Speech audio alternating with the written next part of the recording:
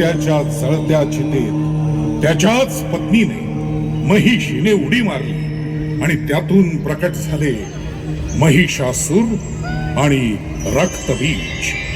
रक्तबीज हुशार, बलवान आणि शक्तिशाली होता. या त्रैलोक्यावर राज्य करण्याचा त्याचा मानस होता आणि म्हणूनच या त्रैलोक्यातील सर्व जीवजीवितांच्या लयाची देवता भगवान श्री शंकर यांची साधना तो अहोरात्र करत होता. तो त्या साधनेत इतका लीन झाला होता की त्याला कशाचंच भान उरलं नव्हतं. आणि अखेर त्याच्या साधनेला बळ मिळालं. प्रत्यक्ष भगवान शंकर त्याच्या समोर प्रकट झाले.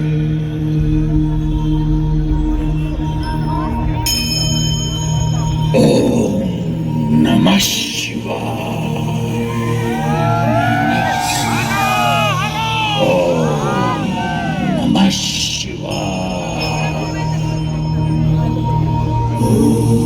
ओम नमः शिवाय.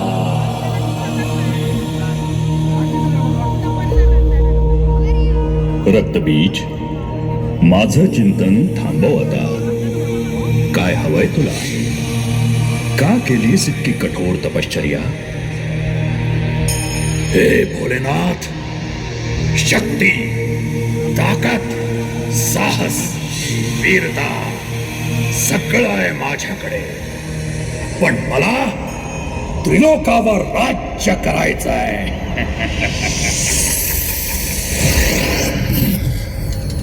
तुझ्या सामर्थ्याच्या जोरावर प्रयत्न करून बघ. शत्रू शक्तीनं अथवा युक्तीनं माझ्यावर मात करू शकेल. मला कोणी पराजित करू नये म्हणून मला अमर व्हायचं आहे.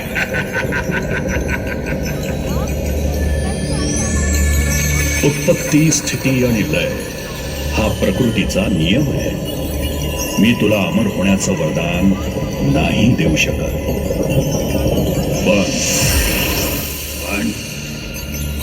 पण काय प्रभो, तुझ्या उत्पत्तीला थांबवता येणार नाही असा वर मी तुला देतो. तुझ्या रक्ताचा थेंब जेव्हा भूमीला स्पर्श करेल, त्यातून तुझ्यासारखेच अनेक रक्तबीज निर्माण होतील आणि ही प्रक्रिया निरंतर असेल. आणि म्हणून तुझा पराजय होणं अशक्य असेल. तथास्तु.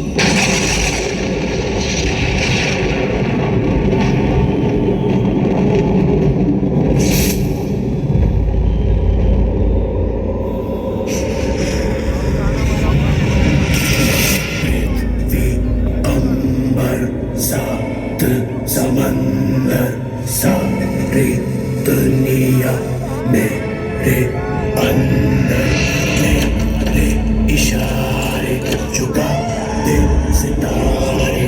मैं ही आत्मा, मैं परमात्मा.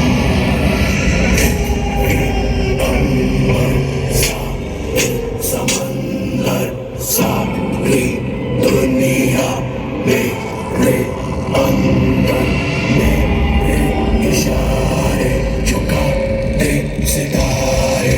मैं ही आत्मा, मैं परमात्मा.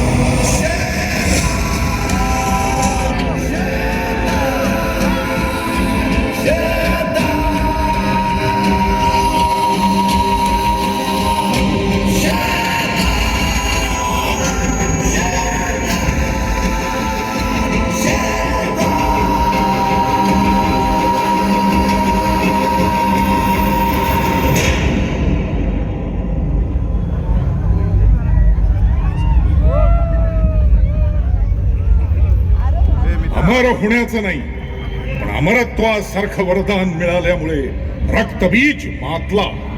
त्यानं पहिल्यांदा पाताळावर आक्रमण केलं.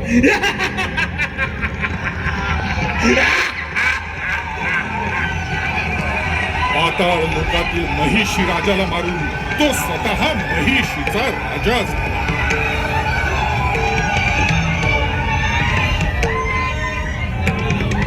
रक्तबीज पाताळात असतानाच त्याला महिषासुराच्या वधाविषयी समजलं. महिषासुराचा वध एका शक्तिशाली महाकाय देवीनं केल्याचं समजताच तो वेडापिसा झाला आणि त्या देवीचा वेड्यासारखा सगळीकडे शोध घेऊ लागला. पूजा पाठ करणाऱ्या ऋषी मुनींवर अनन्वित अत्याचार करू लागला.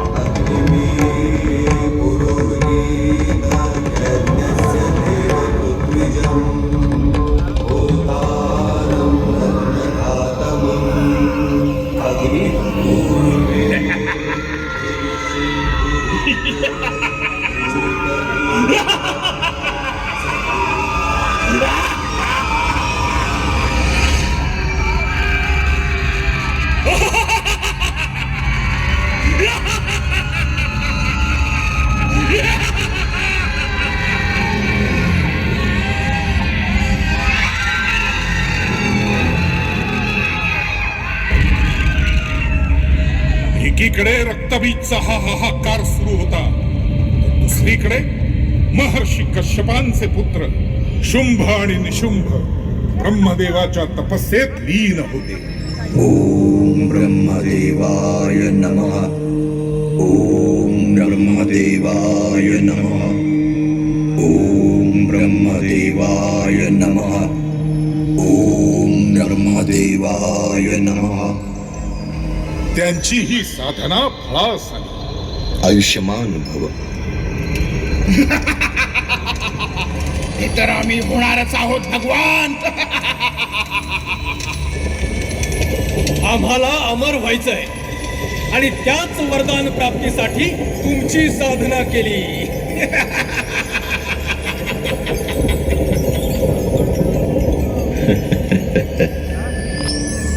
शुंभ निशुंभ यांचा स्त्री लंपट स्वभाव ब्रह्मदेवांना ज्ञात होता आणि म्हणून त्यांनी वरदान दिलं. केवळ एक आदिशक्तीच तुमचा वध करू शकेल.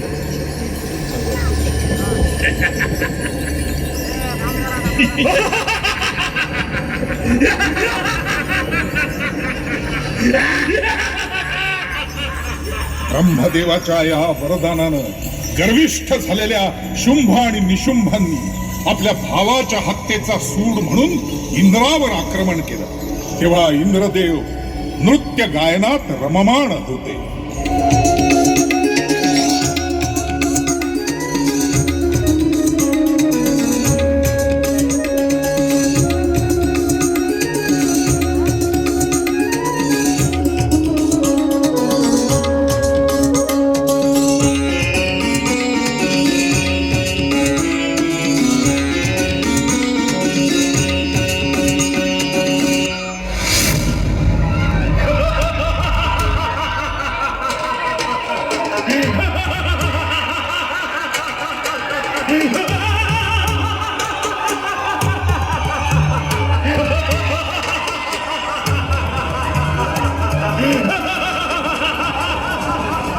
इंद्रासोबत झालेल्या घनघोर युद्धात शुंभ निशुंभ यांचा पाडाव होत असताना रक्तबीज त्यांच्या मदतीला.